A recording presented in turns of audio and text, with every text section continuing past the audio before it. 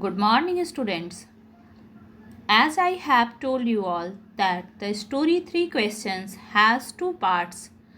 In the first part of the story, I have explained you all that the king went to the hermit to get the answer of the three questions. He stayed there whole day, helped the hermit by digging his field, but didn't get the answer of his three questions.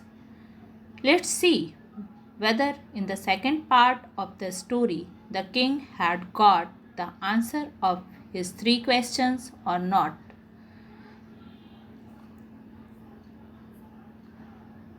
Let's start the story. The king turned round and saw a bearded man running towards them. His hands were pressed against his stomach, from which blood was flowing. When he reached the king, he fainted and fell to the ground. The king and the hermit removed the man's clothing and found a large wound in his stomach.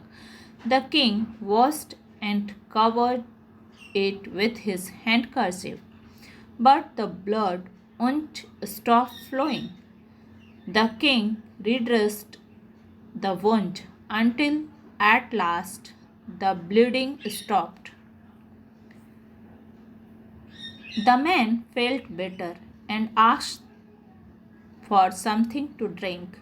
The king brought fresh water and gave it to him. By this time the sun had set and the air was cool. The king, with the hermit's help, carried the wounded man into the hut and laid him on the bed. The man closed his eyes and lay quiet. The king, tired by his walk and the work he had done, lay down on the floor and slept through the night. When he awoke, he was several minutes before he could remember where he was or who the strange bearded man laying on the bed was. Forgive me, said the bearded man in a weak voice when he saw that the king was awake. I do not know you and have nothing to forgive you for, said the king. You do not know me, but I know you. I am that enemy of yours who swore revenge on you because you put my brother to death and seized my property. I knew you had gone alone to see that hermit, and I made up my mind to kill you on your way home. But the day passed, and you did not return. So I left my hiding place, and I came upon your bodyguard, who recognized me and wounded me. I escaped from him, but I should have died if you had not dressed my wound. I wished to kill you, and you have saved my life. Now, if I live, I will serve you as your most faithful servant and will order my son to do the same. For forgive me.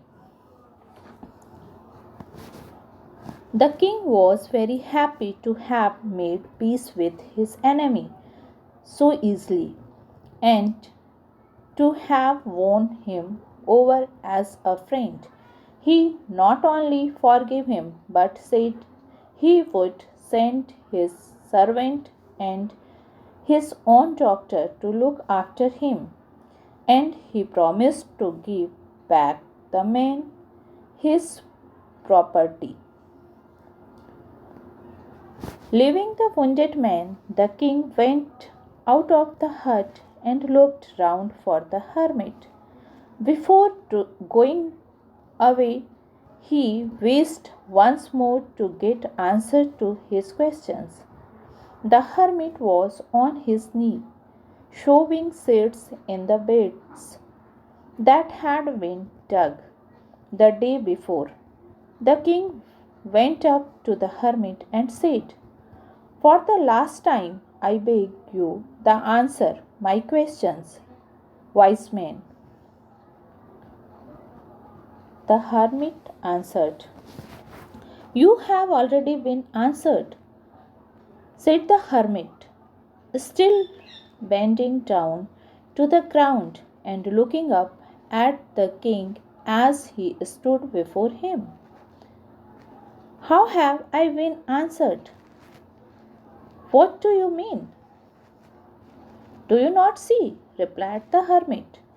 "If you had not pitied my weakness yesterday and had not dug these beds for me, you would have gone away. Then that man would have attacked you, and you would have wished you had stayed with me. So the most important time was when you were digging the beds, and I was the most important man. And to do me good was your most important business. Afterwards, when the man ran to us, the most important time was when you were caring for him, because if you had not dressed his wound, he would have died without having made peace with you. So he was the most important man, and what you did for him was the most important business. Remember that there is only one time that is important, and that time is now. It is the most important time because it is the only time we have any power to act. Means present is the most important time. We can do anything in the present.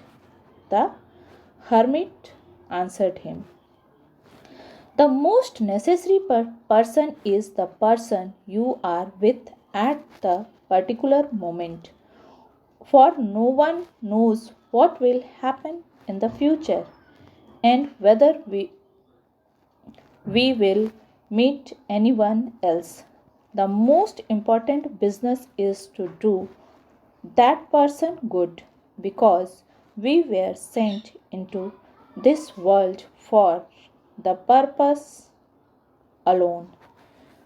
What the hermit said, that every person came in this world to do something good, some important work.